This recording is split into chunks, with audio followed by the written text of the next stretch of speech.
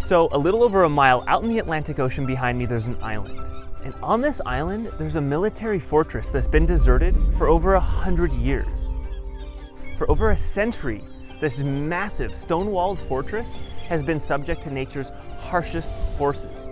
Year after year, decade after decade, slowly decaying into a state of abandoned disrepair. Now, if you can find a way to get through the freezing waters with powerful tidal currents, frequent gale force winds, and over the shallow reefs that surround it, you can totally explore it.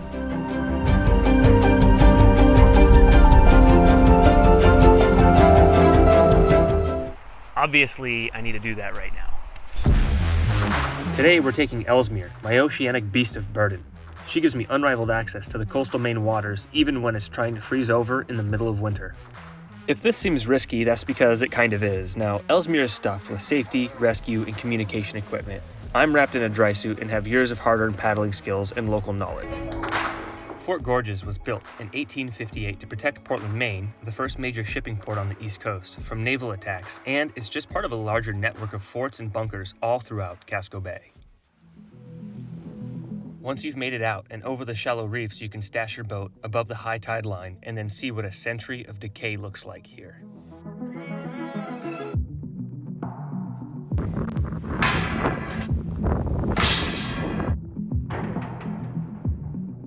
All right, so we've made it to the entrance. Well, there's only one way in and one way out.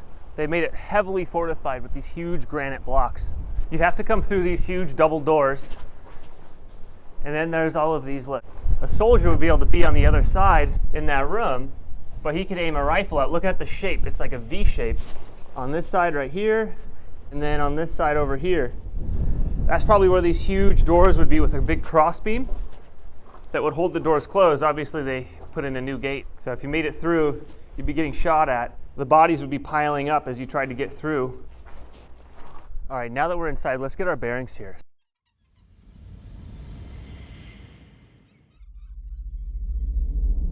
There's 2 floors all the way around. Now there's a stairwell that goes all the way up, spiral staircase, another door right there, and it looks like that side is all chained off. But maybe we can get up to the 2nd floor if we keep coming around this way. There's some staircases that go up onto the other side as well. This is where all the cannons were. There's still even a little bit of paint. Look at that, there's some crown molding. This place was done up real nice.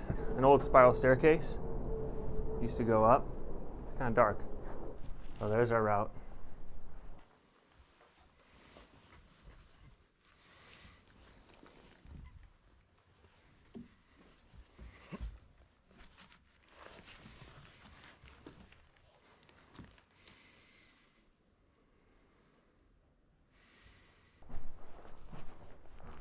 Well, let's go in here.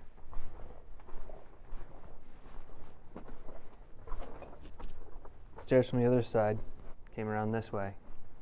There's these big, beautiful ceilings. Look at that. And here's one of the murder holes from the 2nd floor. Tide's going out. Another thing you'll notice is there's fireplaces all throughout this building. That's because there's never been electricity out here. Okay, there's a closet, but you can see there's another room over there. There's no door. Okay, let's see if I can stick the camera over and here. Another room. Man, it just keeps going, doesn't it? This room is right over that main entryway. So if we follow this, go straight over. Yeah, look, there's right in the middle.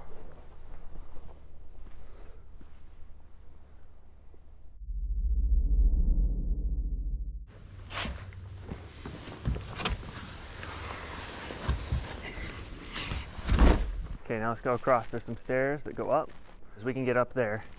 But first, come take a look at this. This is where each of the cannons would be pointed out. And look, you can see these arcs go down.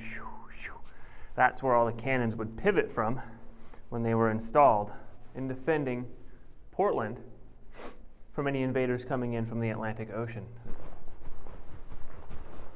It is cold. Look at these icicles seeping through.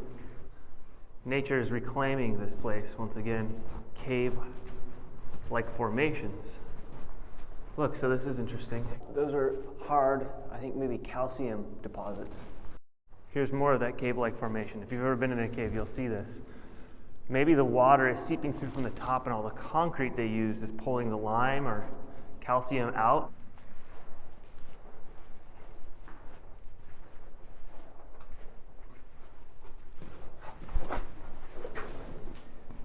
See if we can get in there. The masonry here is just fantastic. Wow, it's tall.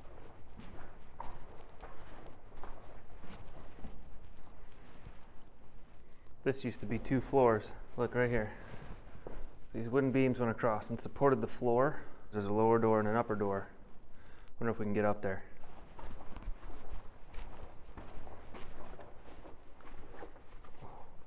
This room is massive. They called this room the magazine because this is where they kept all the munitions. This is the biggest room in all of the fort, and it is pitch black in here. There's no sunlight whatsoever. It's kind of hard to tell, but this is really tall, maybe 30 feet tall.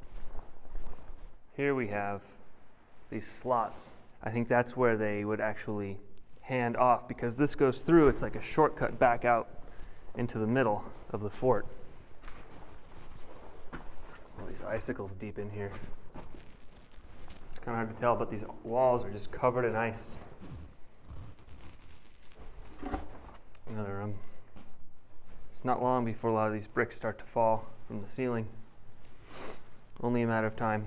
Do you hear that? What the f is that?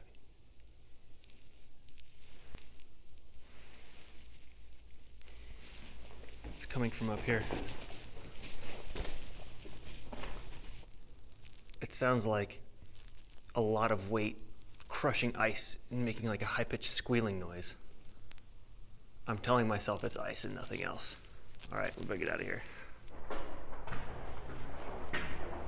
All right, this is the second floor. Let's check this out. Wow, look at that. Huge icicles. Whoa, more and more and more. Wow. No longer watertight. All the way down the middle.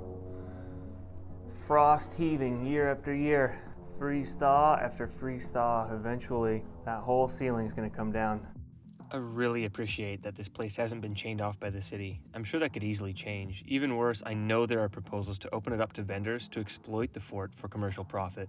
Places like this, where you have the freedom to explore unbothered, are more rare than they used to be, and I cherish the Fort Gorge's philosophy of if you can get yourself here, you are free to explore. And exploring hard-to-reach places where risk, skill, and good judgment are needed is such a good way to inspire a real sense of purpose. All right, the wind's picked up a lot. We got whitecaps out there pushing 20 knots. The tide is going out, and the wind is going out. So I have competing forces, both of which are pushing me where I don't want to go, because I want to go in. I got to get all the way over there. I think on the other side we'll get a wind block. I've got my boat ready. Let's hop in and go. I figured I'd roll the dice and hang inside the wind block for a while to see if the winds might die down before sunset.